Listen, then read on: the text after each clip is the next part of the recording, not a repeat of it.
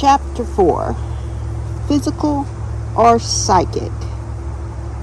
Angel beings shuttle in a flash from the capital glory of heaven to earth and back again. Of all the data gathered under the category of UFOlogy, none seems more absurd than close encounters of the third kind. To imagine living entities or humanoids riding around in space vehicles and engaging in conversation with humans on Earth is too bizarre to merit serious consideration. Nevertheless, the evidence is there. The fact is, says Dr. Hynek, that the occupant encounters cannot be disregarded.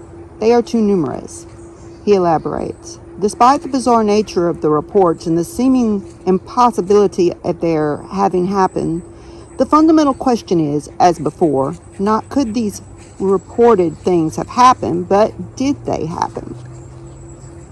More or less, as reported.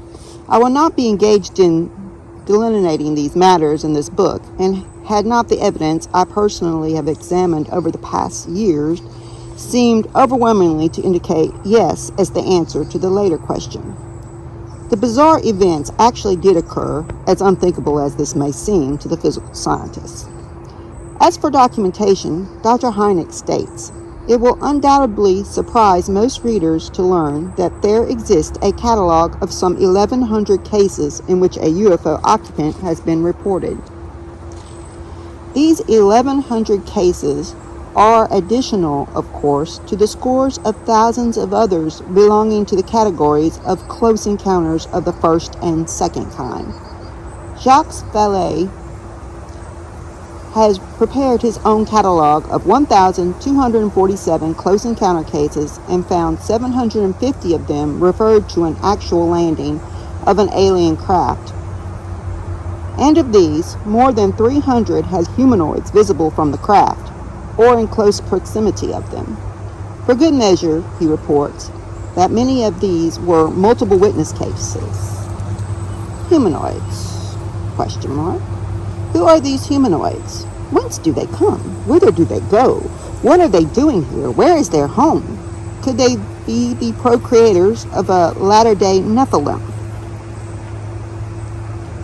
Christians are divided on this issue. Many, if not most, would say that nothing comparing to human life can be found on any other planet. Man was made for planet Earth only, and Psalms 115:16 is quoted as confirmation. The heaven, even the heavens, are the Lord's, but the earth hath he giveth to the children of men. Others contest this opinion and hold that God could have created similar beings on innumerable planets. Why should he keep empty houses? At the turn of the century, Alice Meynell expressed the belief of many such Christians when she wrote, no planet knows that this, our wayside planet, carrying land and wave, love and life multiplied in pain and bliss, bears as chief treasure one forsaken grave. But in eternities, doubtless we shall compare together here 1,000,000 alien gospels in what guise? He trod the Pleiades, the Lyre, the Bear. Oh, be prepared, my soul, to read the inconceivable, to scan the million forms of God those stars unroll, when in our turn we show to them a man. Like Christians, UFOologists are divided on this question. Many believe extraterrestrial beings from other planets visit our planet from time to time. To them, there is no other viable alternative. Unable to dismiss all UFO sightings as hoaxes, hallucinations, or weather phenomena, they have had to come up with a theory.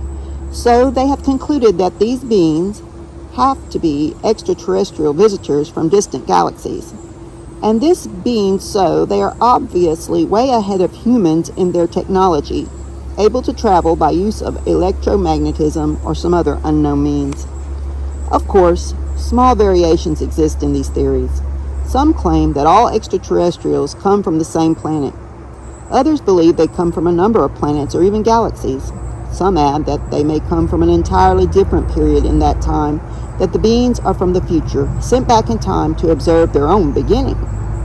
Others have suggested that the extraterrestrials not only come from different galaxies and time periods, but that their method of travel and communication suggests knowledge of a fourth dimension, or maybe a fifth and sixth dimension, way beyond our comprehension. Still others claim that these beings are not so much extraterrestrials or metaterrestrial. They come from a parallel world to our own. Cosmic provincialism. The proponents of these theories suggest that our hesitancy in accepting their viewpoint is to our cosmic provincialism and to our stellar ignorance. Fred Hoyle, in his book Of Men and Galaxies, says that it is possible that a great intergalactic communications network exists, but that we are like a settler in the wilderness who has yet had no telephone.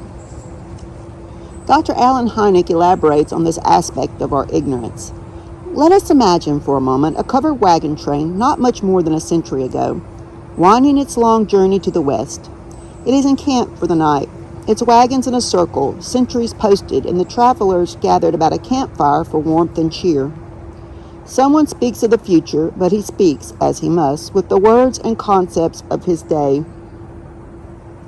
But even were he inspired by some kindly muse of the future, to speak of making their entire journey in a matter of house, flying through the air, and of watching scenes by television and hearing voices speaking on another continent, this gifted one could not have put into words a glimmer of how these wondrous things could be accomplished.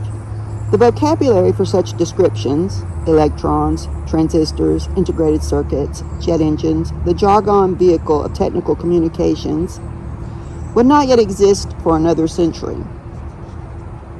Social media, he would be helplessly incoherent for want of words as vehicles for his thoughts. Would one care to venture a guess in the technological vocabulary of the year 373,475, assuming intelligent life still exists on this earth? Think back a mere 50 years and consider the changes that have occurred in that short time. Half a century ago, there were no such things, and remember, we're talking about 1970 when I'm reading here, as television, penicillin, nylons, that be pantyhose that hardly anyone wears now, microwave ovens, missiles, rockets, even ballpoint pens. And we could also throw in, being from 2022, the internet, social media in general, me having the ability to make this video/audio. Similarly, it is claimed at some future point in time, knowledge of these space beings will be as commonplace as the technical gadgetry we take for granted now. And we are being phased into that. That's my little commentary there. Today, we merely know that these space beings exist. We do not know who they are, whence they come, or whither they go. The truth has not yet come to us, or we have not yet come to it. Such truth, of course, may take a long time to come. On the other hand, it may dawn suddenly and unexpectedly. Undiscovered ocean of truth. It is increasingly obvious that a vast reservoir of knowledge still lies beyond our reach, and which continues to remain untapped.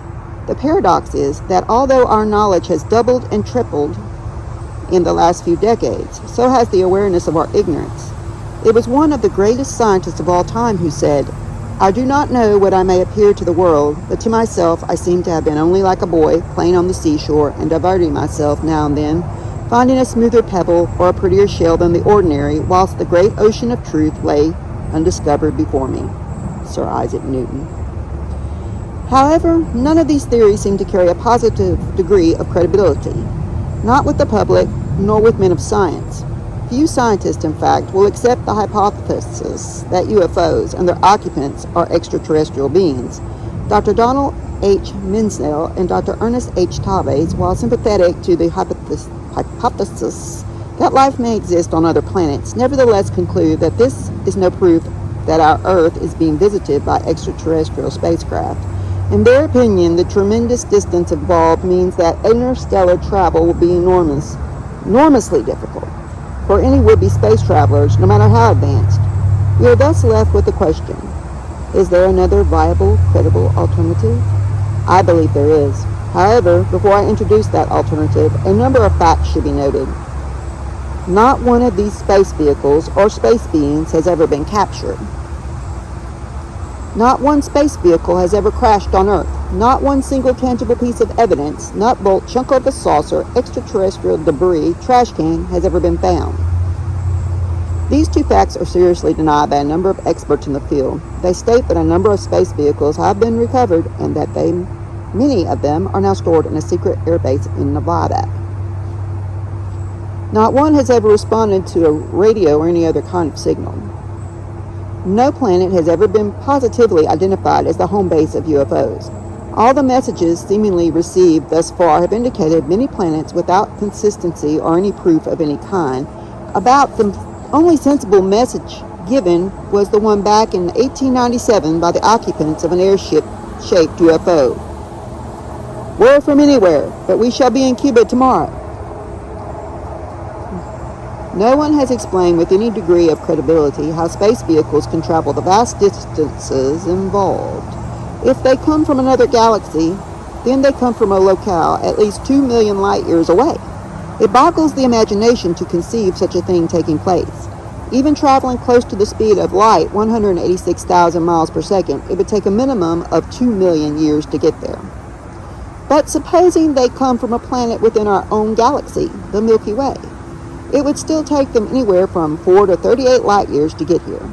One thing is crystal clear. You can't make that journey by physics or by any known principle of aerodynamics. To convey the immensity of interstellar distances in a different way, Walter Sullivan supplies a useful illustration. If we scale down the sun to the size of a cherry stone, planet Earth would be a grain of sand 3 feet away. But the nearest star would be another cherry stone 140 miles away. What is the answer to all this? There's none, unless, of course, the extraterrestrials have an entirely different concept of space-time. Some theorists believe this to be so. On the basis of certain Einsteinian propositions, they have suggested that a journey from outer space would be much shorter to extraterrestrial travelers because time would be decelerated for them.